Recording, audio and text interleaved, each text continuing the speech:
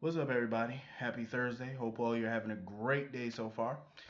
Getting into this episode of GH. Kim, I feel like Elizabeth is the last person Kim should have went to for any type of advice because she asked Elizabeth, "How does Elizabeth deal with Franco's exes or whatever?" That's not really a question I would ask Elizabeth because Elizabeth doesn't have to deal with any of Franco's exes. If you really think about it, Nina's married and she doesn't even think about Franco. It's not like she's sitting somewhere pining away for Franco. They barely share scenes together, so that's not a problem. Carly is definitely not thinking about Franco because she's obviously remarried and she's disgusted by him still. And Ava never thinks about Franco, so none of his exes are a problem. So that's just easy for Elizabeth because she doesn't have to deal with any of Franco's exes because none of them could stand him.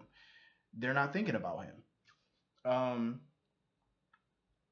my whole thing with Kim is I feel like Kim she likes Julian, but when they first started dating, they both came to a concession to a consensus that they both had feelings for other people, but they were going to continue to date because the people that they had feelings for did not, you know, feel the same about them. So they were going to date each other. But they both went into this knowing that each of them had feelings for another person. So that was clear. Um I feel like with Kim now, I think she feels threatened of the possibility of Julian going to therapy with Alexis cuz she probably feel like if they go to therapy and start bringing up the past and it might spark, you know, it might bring up a spark with them to reconnect. I think that's what she's worried about. Um but I don't think that's clearly not what's going on here. Alexis would have never even asked Julian to go to therapy if Kevin didn't bring it up. Kevin was the one who suggested that she have an ex come to therapy with her. Um, which makes sense because it's gonna help, for her. It's gonna help her figure out why she likes the type of guy she likes by bringing in one of the men that's not good for her. So I think it's gonna spark up a lengthy conversation between them, and it might, hopefully get to the root of her problem. Um, so anyway, I don't know what the hell they're doing with this whole adoption situation with Brad and Lucas and his baby. I really don't know. Cause like I said before, we don't really see the storyline, so we don't really know what's really going on other than what Brad and Lucas are saying. And I'm starting to lose my interest in it because we're not seeing it play out on screen. So I'm not really invested in this. It's quite a few storylines they have right now that I'm not invested in because I'm not seeing any payoff. I just feel like we're getting the same episodes every day. That's just how I feel. Same dialogue, same episode. It's like it takes out the interesting factors of it. Sonny and Mike, I'm somewhat interested in this storyline because I really want to know where's this going with this Croton situation. And now apparently there was a picture on the wall, I guess, of the guy who built Charlie's Pub, and I guess Mike recognized him or whatever. I like I said with this storyline, I don't know what we're doing with this, where we're going with this. I don't know what the end game is. I don't know if there's a new enemy coming to town. I don't know. This storyline just seems like it's at a stalemate right now, just like every other storyline. It's just at a stalemate. I don't know what the hell they're doing, but they need to move it along. Um, because I see this is what I didn't want to happen. I feel like they're turning an Alzheimer's story into another mob storyline, and this story started out so beautiful. This it was so emotional. It was impactful. It was relevant. Um, this was a huge story, and I feel like now they're just turning it into some sort of mob storyline or whatever. And we're not even close to figuring out what the hell is going on with this mob storyline. Like we don't know what's going on. They're taking their time telling it, and they need to move it along a little quicker. Um, Kiki, this storyline I'm still somewhat interested in. I really am. Because now we're getting a new interesting twist to this. So apparently Francesca, the girl who liked Michael, went out on a date with Michael. I actually like her. Francesca, I like her. I felt like I do feel like she could be like the next Elizabeth Epiphany type of character, maybe. Hopefully not like Elizabeth, please. But I could definitely see her as the new nurse on this show, as a recurring character, maybe getting a background, find out where she come from, who her family is. I'm interested in her. I've been interested in her character ever since we first seen her interact with Michael. That's I liked her because I felt like she had a good head on her shoulders. Um, Especially when she went on her date with Michael and she told Michael how it is. Like she don't do drama, she don't like complications. She was very straightforward, and I like a character like that. She was just no nonsense, straightforward, let you know what she want, what she expects. I like that. It's something different from what we normally see out of these characters. So it's something different. I liked it.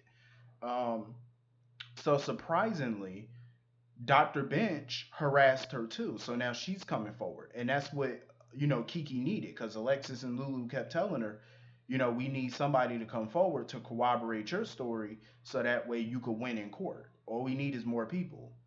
Um, and Francesca, throughout this entire episode, she was just eavesdropping on Kiki's conversations and stuff. Here's my thing though, because I don't trust these writers. I hope that she's telling the truth that Dr. Bench harassed her, and I hope that she's not just saying that so she can help Kiki win. That's kind of the vibe I was kind of getting at first. Like, please tell me that's not how this is gonna go. Because if you say somebody sexually harassed you, I really hope that she's telling the truth. Because I really do like her. Because I have heard of people in real life. You know how people do. They sit there and lie and say, "Oh, such and such did this," and it ain't true. Like they just come forward because a whole bunch of other people came forward, but they're not totally being honest. They're just doing it so the person could win a case or whatever. I just hope that's not the case with this. I just hope that she's telling the truth. But I do like her though. Finn, let me tell you something. First of all, I respect the fact that Finn was sticking up for his woman with Valentine. I totally respect it. He had every right to. He came to Valentine like a man and told him, back off, stay away from Anna. We're together now. And if you don't, I'm going to kill you in your sleep and make it look like you just died in your sleep or whatever. Because, he got access to a whole lot of medications and a whole lot of stuff. But here's the thing, though. Even though I respect what he did, if I was Valentine, I would not be intimidated because Valentine is an international criminal. He has murdered people in cold blood and got away with it. So if I was Valentine, I wouldn't be intimidated by that threat. I'm just saying, like, I'm an international criminal and I'm gonna be intimidated by a doctor. I don't think so. I mean, that's just me. So anyway, Valentine is trying to pull out all the stops to get Nina back. So he transformed her office into Morocco. He got candles everywhere, curtains, the whole shebang to make it look like Morocco. I thought that was a nice gesture, but material things and all this, you're going to have to go deeper if you think that you're going to get her back. Spending money is not going to get your wife back. I'm just saying. You got to do something a little better than this. I mean, it was a nice gesture, but for his actions and stuff, I feel like he needs to do better. Like a little candlelight romantic setting is not going to do it. Trying to transform her office into Morocco. It was nice, but it's not enough. That's not enough to win her back. I highly doubt it. Um, and again, we're stuck with this Peter August nonsense. I did love the exchange between Obrecht and Anna. I thought it was pretty funny. Anna is definitely onto Obrecht, like, cause the way Obrecht was talking, Anna is suspicious of Obrecht because she like now she know Obrecht knows something about Heinrich. She know that she knows something that she not telling. Um, so it's gonna be interesting to see if Annika cracked that code, so to speak. It was kind of funny though when Obrecht just came in there with the barbecue chicken sandwich or whatever it was, and Peter wanted a piece of that sandwich, and she just sat there like a savage and ate it in his face. I don't understand how somebody could lay in that bed tied up. Don't he has to use the bathroom? Don't he got to eat? She's a savage though. She just sat there and ate that sandwich in his face. I said that's cold blooded. Obrecht is my favorite. Like honestly, when she doves out revenge, it's the best. But I still want to know what is the point of this? Like, what is the end game to this whole torture fest? Like, she wants a confession that she can't use in court. So it's like, what's the purpose? I just want to know, like, what's the whole sole purpose of this whole thing? I don't know. I'm interested to find out though. I mean, they need to move this storyline along because I'm kind of sick of looking at Peter. It's getting boring. It's like move that story along, please, because this is getting a little ridiculous. I'm just saying.